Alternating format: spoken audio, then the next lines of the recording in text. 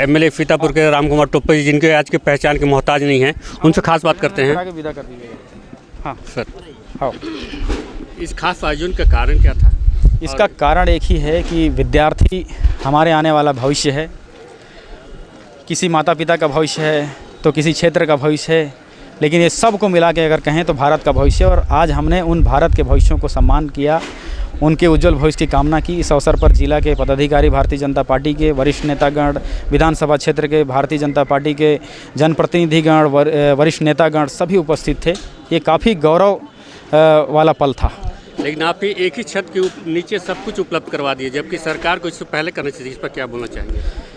इस विषय में मैं कुछ नहीं बोलना चाहता, क्योंकि मुझे 1.5 साल ही हुआ है इस राजनीतिक उम्र में, और मैं पूरा प्रयास कर रहा हूं बेहतर करने की। आपको देख करके अन्य लोग बोल रहे हैं कि हम यदि ये एमएलए होते तो हम भी ऐसा करते, तो कैसा महसूस करते हैं?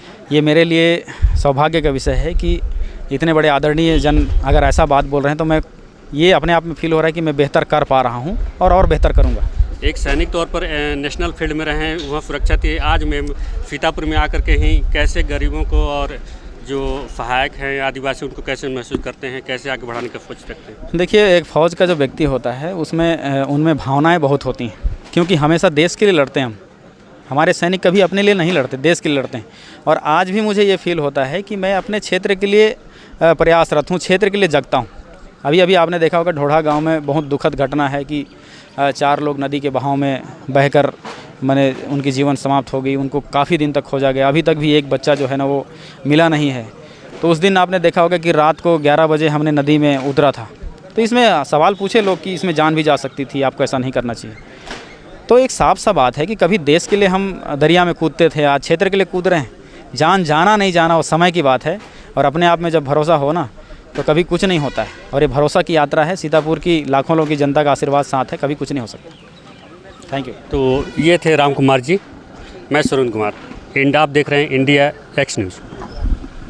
समारोह में आपने किस तरह की विधायक सीतापुर रामकुमार टोप्पो जी के द्वारा मेधावी बच्चों को प्रोत्साहन देने के लिए मेधावी बच्चों के सम्मान के लिए आज समारोह आयोजित किया गया था।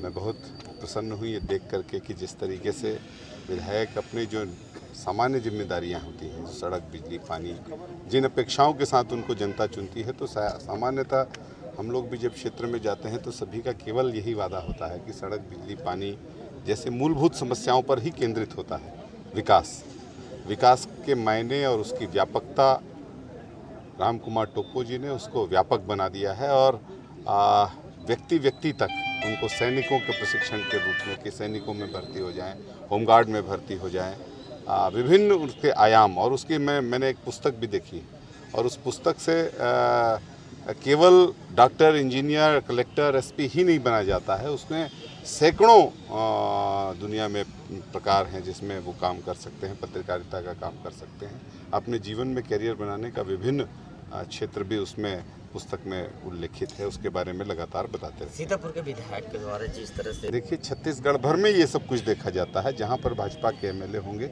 वहाँ पर विकास होगा। सीतापुर में लंबे समय से भारतीय जनता पार्टी का एमएलए किसी ने देखा नहीं था, और लंबे समय से जिन लोगों पर भरोसा किया जा रहा था उन लोगों ने अपने जिम्मेदारी को पूरा नहीं किया। एक जिम्मेदार फौजी को जब यहाँ की कमान मिली है तो वो अपनी पूरी जिम्मेदारी और लगन के साथ अपने काम से भी बढ़कर के कुछ काम कर रहे हैं, और काम से बढ़कर के जब काम कर रहे हैं तो वो सब हम लोगों को दिख रहा है। अभी जो किसी से मैं चर्चा कर रहा था तो उन्होंने जिस तरीके से और जिस सम्मान के साथ इन बातों को कहा, हम सब लोग इस बात के लिए गौरवान्वित हैं।